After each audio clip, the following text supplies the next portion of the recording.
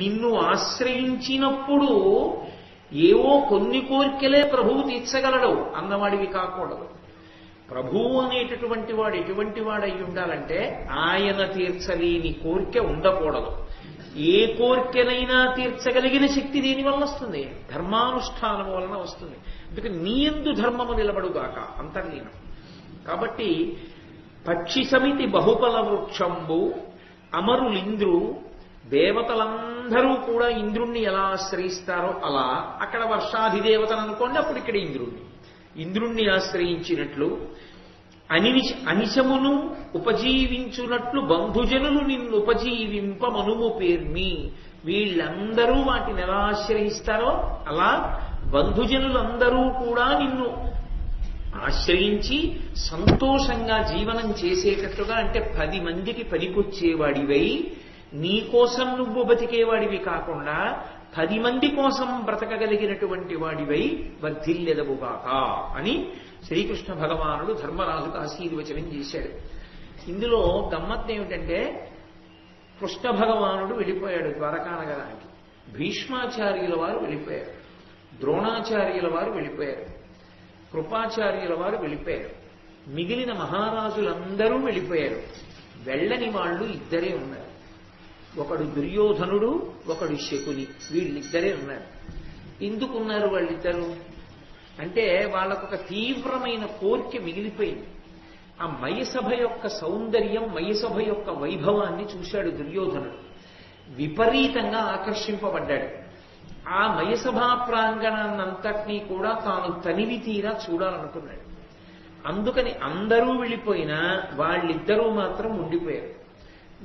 వాళ్ళిద్దరే ఉండిపోయారు అన్న మాట వెనక వ్యాసుని యొక్క హృదయం వేరు.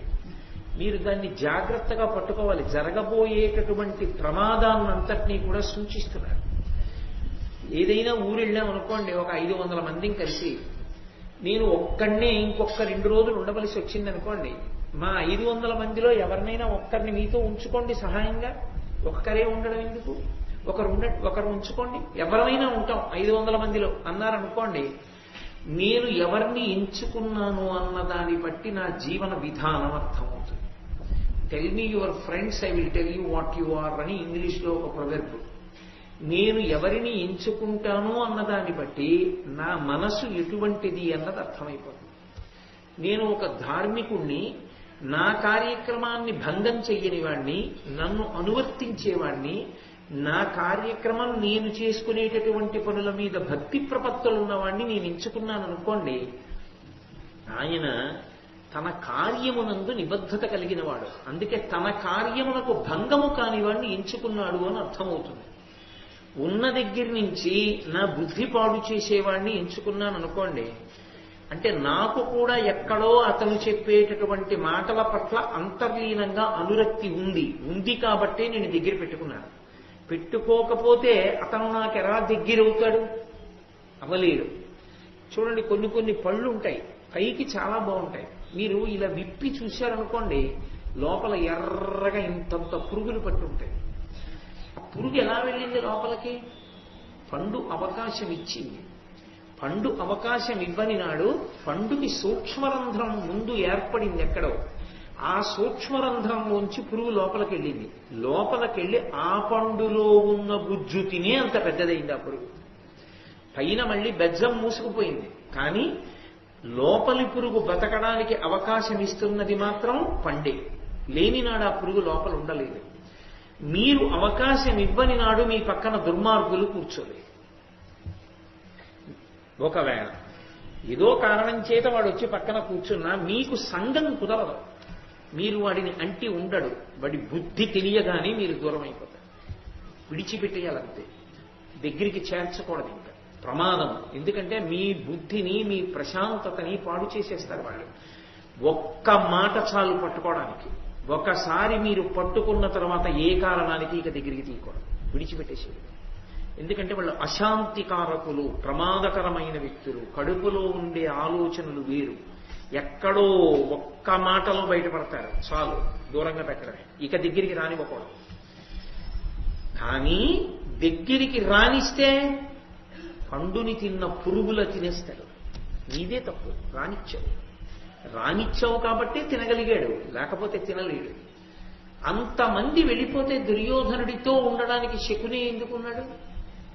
శకుని అన్న మాటకు అర్థం ఏంటంటే పక్షి అని అర్థం.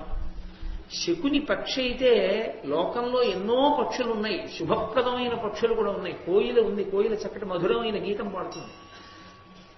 పాలపెట్టు ఉంది, శుభప్రదమైనటువంటి దర్శనం కలిగినటువంటి పెట్ట. శకుని పక్షి అయితే శకుని ఏ పక్షి తెలుసుకోవాలంటే శకుని కొడుకు పేరు తెలుసుకుంటే చాలు. శకుని కొడుకు పేరు ఉలూకుడు, అంటే గుడ్లగూబ. కొడుకు గుడ్లగూబ అయితే తండ్రి ఎవరు? తండ్రి గుడ్లగూబే. గుడ్లగూబలు ఇంట్లో చేరితే ఇల్లు ఏమవుతుంది? సర్వనాశనం అవుతుంది. శకునిని దుర్యోధనుడు దగ్గర పెట్టుకున్నాడు. అంతమంది వెళ్ళిపోయినా తన ఊళ్ళో తానుండగా తనతో పాటు ఉన్నాడు వేరు. అందరూ వెళ్ళిపోయినా, తన తమ్ముళ్ళు కూడా వెళ్ళిపోయినా శకుని దగ్గర ఉన్నాడు. ఏ అవసరానికి ఉన్నాడు? అటువంటి దురాలోచన ఉన్న గుడ్లగూబకి ఇంట్లో ఆశ్రయం ఇచ్చాడు కాబట్టి ఆ ఇల్లు సర్వనాశనం అవుతుంది. ఈ సూచన. అందరూ వెళ్ళిపోయినా మైసభని చూడ్డానికి శకుని ఎందుకు ఉండాలి పక్కన? అదే కొంప ముంచేసింది భారతాన్ని. ఆ ఒక్క మాట చాలు భారతాన్ని జాగ్రత్తగా పరిశీలనం చేస్తే ఏ వ్యక్తి ఎవరితో సంగమును పొంది ఉన్నాడు, ఎవరితో కూడి ఉన్నాడు, అదే అవతల వాణ్ణి సర్వనాశనం చేస్తుంది. ఎంత పనికి మాలినటువంటి ఏగైనా మహారాజు గారి కిరీటం మీద వాలి ఉన్నంతసేపు దాన్ని కొట్టగలిగిన వాడు లేడు. ఎందుచేత అంటే సంగము వలన వచ్చిన ప్రయోజనం మహారాజు గారి కిరీటం మీద కూర్చుంది. అదే ఈగ శ్లేష్మ మీద వాలి ఎగిరి వస్తుంటే ఇలా చేత్తో కొట్టేస్తారు, దగ్గరికి రానివ్వరు. దానికి పూజనీయత లేదప్పుడు. ఒక పుష్పహారం పరమేశ్వరుడి మెడలో ఉన్నది తీసి చేతికిస్తే కళ్ళకద్దుకుని తల మీద పెట్టుకుంటారు. ఒక శవానికి వేసిన పుష్పహారం జారి కింద పడితే కాలుతో కూడా తొక్కరదండి. రెండూ పుష్పహారాలే. దేనితో కూడిందా అన్నదాని వల్ల వస్తోంది ప్రయోజనం. ఇనుము తనంత తాను గొప్పది, కఠినమైనది. అగ్నితో కూడితే 10 కాలాలకి పనికొచ్చేటట్టుగా ఓంగి కిటికీ ఊచవుతుంది. అదే ఇనుము వాననీటితో కూడితే లేదా నీటితో కూడితే తుప్పట్టి విరిగిపోతుంది. ఇంత ఇనుము కూడా ఎవరితో కూడామన్న దాన్ని బట్టి అభ్యున్నతి కానీ పతనం కానీ ఆధారపడతాయి. దుర్యోధనుని యొక్క బుద్ధి ఎటువంటిది, ఎవరి మాట వింటాడు, ఎవరిని దగ్గర ఉంచుకోవడాన్ని ఇష్టపడతాడు, ఎవరి యొక్క మాటలకు ప్రేరణ చెందుతూ ఉంటాడు, ఇది శకునిని దగ్గర ఉంచుకోవడం అన్న మాట చేత తెలిసిపోతూ ఉంటుంది. ఒక్కొక్కరికి చూడండి, ఒక్కొక్క మనిషి పక్కన ఉంటే సంతోషంగా ఉంటారు. ఏమంటే ఇవాళ కొంచెం అలా ఉన్నారంటే ఏడి అతను లేడుగా, దాంతో కొంచెం విసుగ్గా ఉంది, ఇవాళ అతను ఉంటే కాలక్షేపంగా ఉండేదంటాడు. అంటే అతను ఉంటే ఇతనికి శాంతి. అతను మంచివాడైతే ప్రమాదం రాదు. వాడు దుర్మార్గుడు అనుకోండి, ఈ సంఘం ప్రమాదాన్ని తీసుకొస్తుంది, పాడు చేసేస్తుంది. పతనమైపోతాడనడానికి ఇంకా ఇంతకన్నా ప్రమాణవాక్కు అక్కర్లేదు. కాబట్టి శకునిని ఉంచుకుని తనతో ఆయన మైసభనంతటినీ కూడా చూడాలి అని కోరుకున్నాడు. మైసభని చూడాలి అని కోరుకున్నాడు అనుకోండి. అంత ఆదరించినటువంటి ధర్మరాజు గారిని నేను ఇవాళ మైసభా ప్రాంగణం అంతా చూడాలనుకుంటున్నాను, ఎక్కడే ఉన్నాయో చూడడానికి నాకు ఒక సహాయకుణ్ణి పంపించు అని అడిగాడు అనుకోండి. పంపడా ధర్మరాజు? పంపుతాడుగా. ధర్మరాజుని ఒక సహాయకుణ్ణి అడిగి ఉండుంటే ఆ సభలో ఎక్కడ ఏముందో తెలుసుకోవడానికి తలకి బొప్పెందుకు కడుతుంది? నీళ్లు లేని చోట నీళ్లున్నాయనుకుని ఎందుకు తలపడతాడు? నీళ్లు ఉన్న చోట లేవనుకుని అందులో ఎందుకు దిగి భ్రంశపడతాడు? ఎందుకు పొరపడతాడు? అంటే ఎంతటి అహంకారగ్రస్తుడో మీరు దాన్ని బట్టి అర్థం చేసుకోవచ్చు. ఒక సభని చూడడానికి నేను అడగడం ఏంటి ధర్మరాజుని? నేను చూడలేనా? నాకు తెలియదా? మాకు తెలియవా? మాకు లేవా ఇలాంటి సభలో?